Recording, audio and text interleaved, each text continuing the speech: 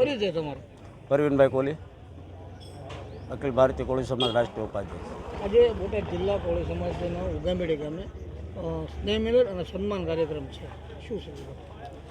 એક તો સમાજની એકતા જળવાઈ રહે અને સમાજના જે અંદર હમણાં જે પ્રથા છે વ્યસનમાં વધારે યુવાનો જતા રહે છે એના માટેનું આયોજન છે.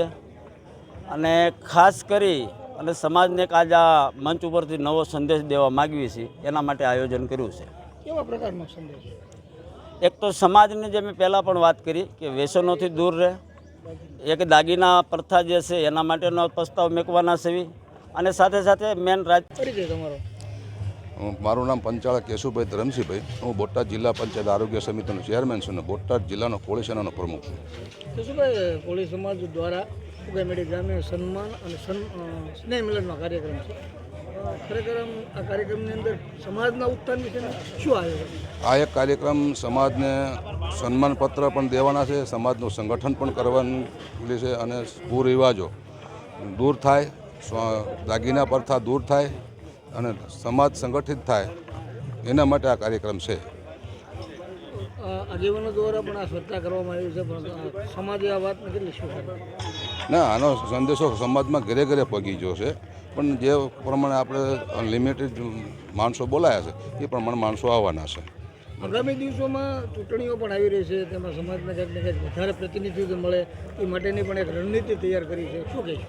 અમારા સમાજને પ્રભુત્વ મળે એવી અમારી લાગણી છે અને માગણી છે.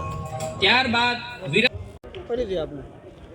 ડૉક્ટર હરેશ મકવાણા, અખિલ ભારતીય કોળી સમાજ ડૉક્ટર સેલના પ્રમુખ. સાહેબ, ખાસ કરીને આજે કોળી સમાજનો સ્નેહ મિલન અને સન્માન કાર્યક્રમ છે.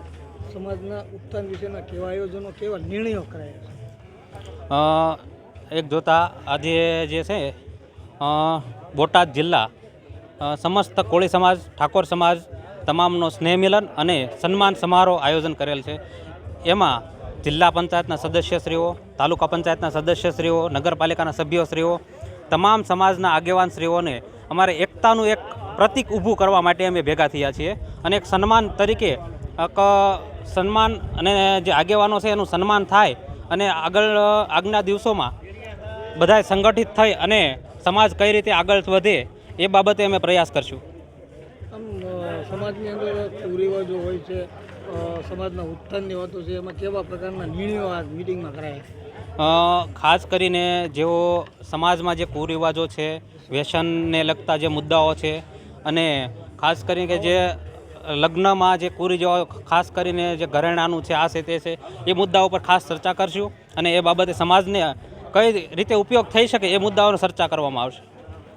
એમ લગ્નની વાત છે, ક્યાંક ને ક્યાંક માતા પિતાઓને ખબર નથી અને બાળકો લગ્ન કરે છે, એ બાબતની પણ ચર્ચા કરવામાં આવી છે, શું કહીશું?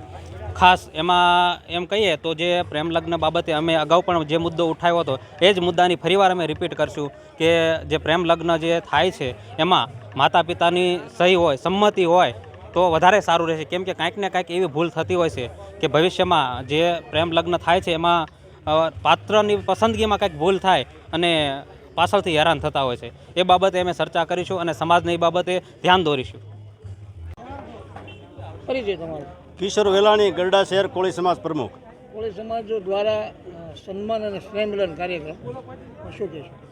આજે બોટાદ જિલ્લાનો ઉગામેડી ગામે કોળી સમાજનો સ્નેહ મિલન સમારોહ રાખવામાં આવ્યો છે અને હાલ જે આ સ્નેહ મિલન સમારોહ રાખવામાં આવ્યો છે એમાં કોળી સમાજના એવા ઘણા બધા મુદ્દા છે તે આજે અમે અહીંયા લોકોની વસાળે મૂક્યા છે. કેવા કે જે યુવાનોની અંદર કોઈ એવા દૂષણ હોય તો એ દૂર કરવા અને ઘરાણા જે ખરેખર હોનું આસમાને પહોંચ્યું છે તો એ દૂર થાય અને જે દીકરીઓ કે દીકરા વ્યા જાય છે ત્યારે એના માવતરની સંમતિ લઈને પછી જ લગ્ન થાય એ મુદ્દો અમે ખાસ અહીંયા કોળી સમાજમાં આજે મૂક્યો છે. અને આવનારા દિવસોની અંદર જિલ્લા પંચાયત, તાલુકા પંચાયત આવી રહી છે ત્યારે કોળી સમાજના યુવાનોને વધારેમાં વધારે તક મળે. કોળીના જે યુવાનો છે, કારણ કે જે વડીલો છે ખરેખર હવે નિવૃત્ત થાય અને યુવાનો આવે એવી અમારી માંગ છે. કારણ કે ઘટમાં ઘોડા તનગને આતમ વિંજે પાંખ અણડીઠેલી બોમ્બ પર યુવાન માંડે આંખ. આ યુવાનો છે ખરેખર યુવાનો તે સમાજના માટે હિત કરવાના છે અને સમાજનું હિત થાય એ માટે તેને આજનો આ સ્નેહ મિલન સમારોહ રાખવામાં આવ્યો છે. રાજકીય શક્તિ પ્રદર્શન હા, રાજકીય શક્તિ પ્રદર્શન જ કહી શકાય આને, કારણ કે આવનારા દિવસોની અંદર તાલુકા પંચાયત, જિલ્લા પંચાયતને હતેવીની વિધાનસભા, આ જે બોટાદ વિધાનસભા હોય તો ભલે ને ગરડા વિધાનસભા હોય, કોળી સમાજને પૂરેપૂરું પ્રતિનિધિત્વ મળે અને કોળી સમાજનો તે એક આગેવાન છૂટાય અને ગાંધીનગર જાય એવી આ કોળી સમાજની માંગ છે. મયુરભાઈ જમોડ, માનધાતા ગ્રુપના પ્રમુખ, બોટાદ જિલ્લા. મયુરભાઈ, બોટાદ કોળી સમાજ દ્વારા એક ઉગામેડી ગામે સન્માન સમારોહ અને પેલું સ્નેહ મિલનનું આયોજન છે. ખરેખર આનો હેતુ શું છે? આમ ખરેખર જો ચોક્કસ વાત કરીએ ને તો બોટાદ જિલ્લાની અંદર સમસ્ત કોળી સમાજની સામાજિક, ધાર્મિક, આર્થિક, રાજકીય અને શૈક્ષણિક તાકાત મજબૂત થાય, સમાજ સંગઠિત છે અને સંગઠિત વધુ મજબૂત થાય અને સમાજના આગામી દિવસોની અંદર સમાજ સાથે જોડાઈ રહીએ અને અલગ અલગ ગામમાં તાલુકા વાઇઝ ગામને જાગૃત માટે અને ગામની મિટિંગનું આયોજન કરવાના છે. એના અનુસંધાને આજે ઉગામેડી ગામની અંદર એક સ્નેહ મિલનનું અને બોટાદ જિલ્લાની અંદર રાજકીય, સામાજિક, ધાર્મિક તેમજ સારું જેનું નેતૃત્વ, સારા કામગીરી કરી છે, સોશિયલ વર્ક, XYZ કોઈ બી એવા સારી પ્રતિભાઓનું સન્માનનો પણ કાર્યક્રમ આજે છે અહીંયા. બરાબર. ખાસ કરીને કોળી સમાજના ઘણા બધા નેતાઓ છે, રાજકીય આગેવાનો છે, મંત્રીઓ પણ છે. તો કાંઈ આમંત્રણ નથી, ફક્ત જિલ્લાના જ કોળી સમાજ ન હોય એવું લાગે. શું કહેશો આ પાછળનું શું? જો પહેલી વાત તો એ કે ગુજરાતની વાત હોય કે ભારતની વાત હોય, કોળી સમાજના રાજકીય નેતાઓ એ હંમેશા સર આંખો પર હોય છે, એનાથી જ સ્ટેજ અને કાર્યક્રમ શોભાતો હોય છે. પરંતુ આ છે બોટાદ જિલ્લાનો સ્નેહ મિલનનો કાર્યક્રમ છે, એટલે મોસ્ટ ઓફલી શું છે અત્યારે બધા વ્યસ્ત હોય છે અને આખા બોટાદ જિલ્લાની ટીમે નક્કી કર્યું હતું કે આ વખતે કાર્યક્રમ કરીએ છીએ એ બોટાદ જિલ્લાના આગેવાનો પૂરતો રાખીએ. આ સંમેલનને રાજકીય શક્તિ પ્રદર્શન કહી શકાય? આમ કહી પણ શકાય, ન પણ કહી શકાય, કારણ કે સ્વાભાવિક વસ્તુ જ્યારે સમાજના વિકાસની વાત આવે છે એટલે અલગ અલગ 5 થી 6 મુદ્દાઓ પર વાતચીત ચર્ચા થતી હોય છે. તો રાજકીય મુદ્દો એ મહત્ત્વનો હોય છે.